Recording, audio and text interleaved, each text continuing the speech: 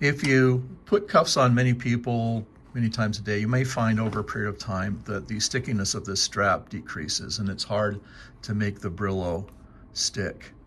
We designed the cuff so you can replace this strap, or that you can reorient it so that you can get double the use or triple the use.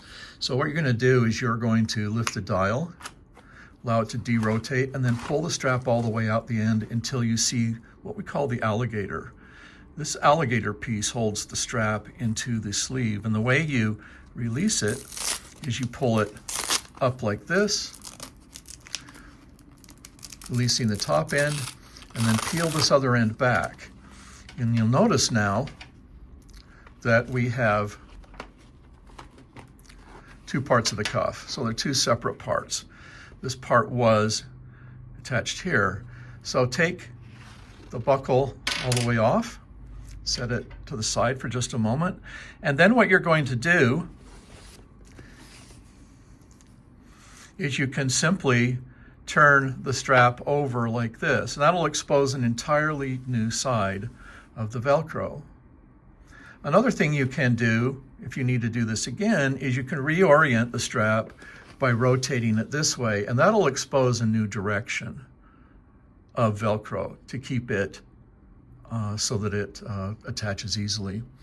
But again, what we're going to do now when we reinstall this is we're going to lift the mouth of the alligator.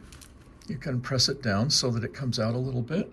And we're going to just press this onto the bottom side and then fold the top side over. And you can see it's reoriented. So now it's going to pull back in and it's going to release back out, strong as ever.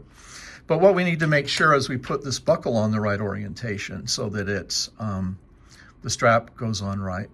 What we're going to do is we turn this over, press it over so you can see the gel. And then on the open end, take the buckle and do it so it's facing upwards. Okay, notice how it's facing upwards if I were to look at the orientation.